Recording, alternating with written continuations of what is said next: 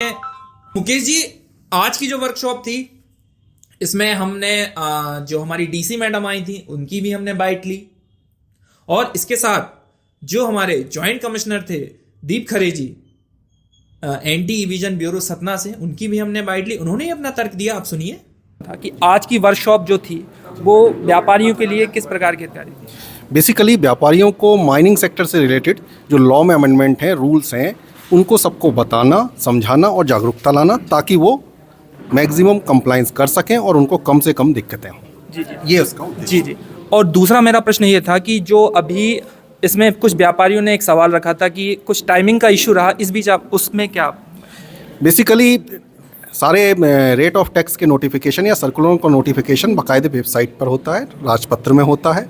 तो हम लोग ये मान के चलते थे कि सारे जितने माइनिंग सेक्टर के डीलर हैं, वो एडवोकेट्स और सबके जागरूकता के कारण कहीं भी ऐसी कोई कमी नहीं होगी, उनको किसी भी तरह की लीगल जानकारी ना मिल रही हो, ऐसा नहीं होगा।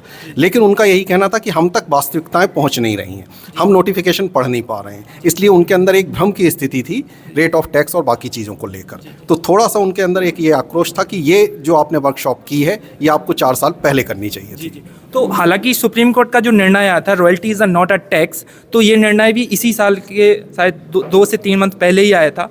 तो इस बीच क्या इसमें गलती किसकी पाई जाती है, व्यापारी की कि डिपार्टमेंट क्या कम्युनिकेशन का? देखिए, बेसिकली ये सुप्रीम कोर्ट का जो जजमेंट है वो सीधे सीधे जीएसटी से रिलेटेड नहीं है। जी ठीक है ना? जी जी वास्तव में जीएसटी के संबंध में जो नोटिफिकेशन आए थे उनमें बहुत स्पष्ट था कि जो 1 जनवरी 19 से था कि 18% से रॉयल्टी पर लगना है, और पिछला जो था उस पर भी 1 जुलाई 17 से लेके 31 दिसंबर 18 तक भी 18% से आरसीएम में जमा होना है रॉयल्टी पर। लेकिन बेसिकली इन्हीं कन्फ्यूजनों के कारण और रेट्रोस्पेक्टिव हो जाने के कारण 1 जनवरी 19 वाला, उसके कारण व्यापारियों में एक अजीब सा आक्रोश है, नाराज़गी है कि हम कहाँ से जो हम पिछले सालों में कर चुके हैं जमा 5% से कर चुके, उसको लेके आक्रोश था।